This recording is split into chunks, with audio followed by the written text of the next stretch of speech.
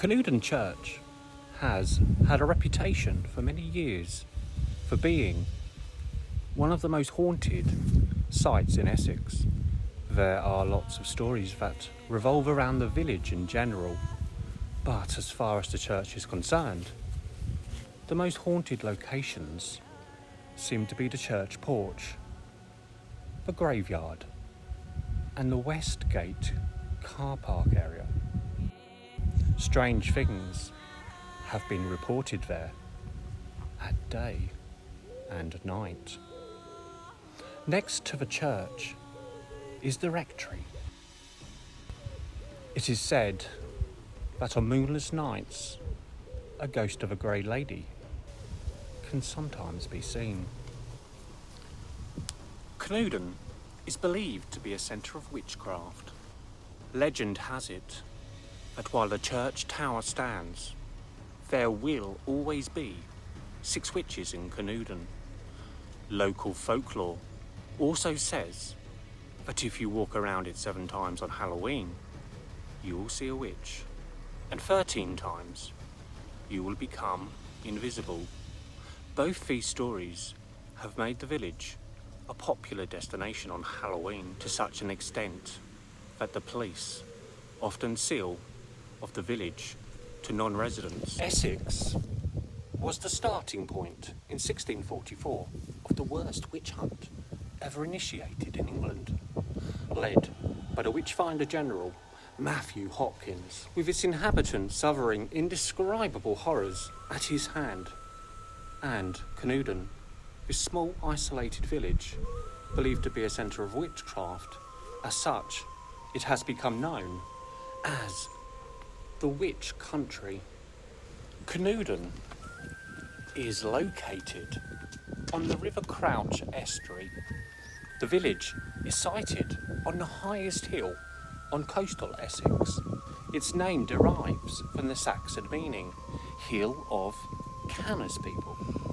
Local tradition has it that a camp near the village was used by Canute during the Battle of Assandun. Even today, Canewdon has a lonely feel to it, surrounded by the mudflats and marshes of the Thames estuary.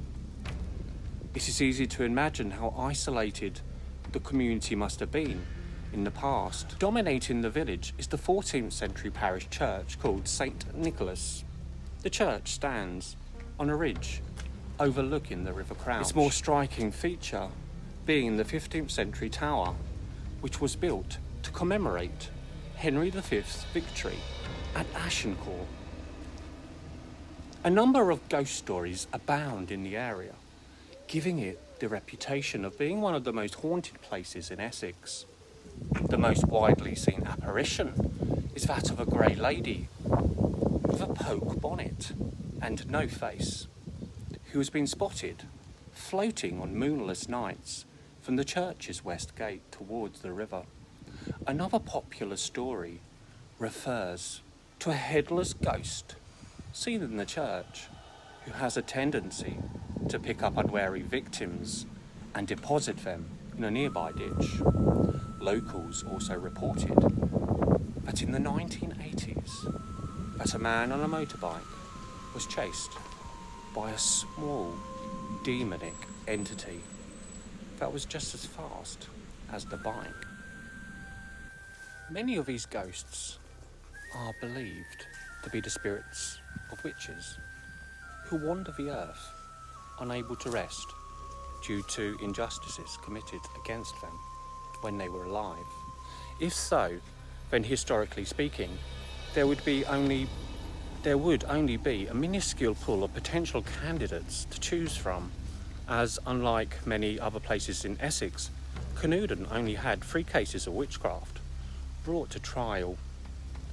In 1580, the spinster Rose Pye was accused of bewitching to death Joanna Snow, a 12-month-old child from Scoldhurst Farm.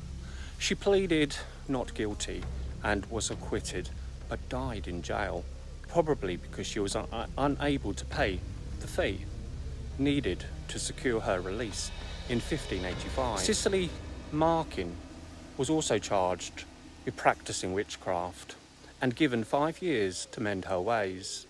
In 1590, Goodwife Markins of Canewdon was indicted of witchcraft.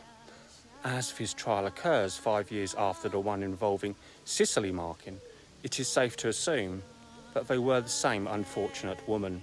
It appears that Cicely did not heed the warning to reform, and as punishment was excommunicated, so only 2 women in Canewdon were ever charged with witchcraft, one found innocent and the other found guilty. It is believed that there will always be 6 witches in Canewdon, 3 of cotton, lower classes, and 3 of silk, upper class. The use of the word cotton does help to date the saying, as cotton only became widely available in Britain in the first half of the 19th century during the Industrial Revolution. Before that, wool would have been the material of choice for lower classes.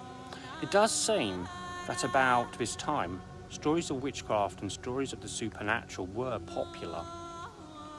Various legends have grown up surrounding the church. These include the belief that if a stone falls from the tower, it means that one witch has died and another has taken her place in the coven. As long as the tower stands, there will always be witches in Canewdon. The other myth has numerous variations, all of which can be seen to contain a subtle warning to take care when walking around the tower, as you can never tell what might happen, depending upon how many times you walk around a tower and in what direction you are bound to have a supernatural encounter. Anyone who walks around a tower at midnight will be forced to dance with witches. If you walk around the church, witches will appear and sing to you. If you run around the tower backwards 3 times, you will see a ghost at the top of the tower. If you run 3 times anti-clockwise, a portal will open and you will go back in time.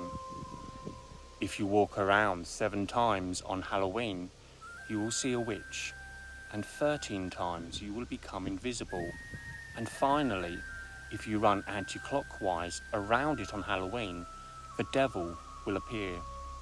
All this has made the church very popular, so much so that the police now cordon off the area to prevent investigators and ghost hunters from swarming the village at Halloween.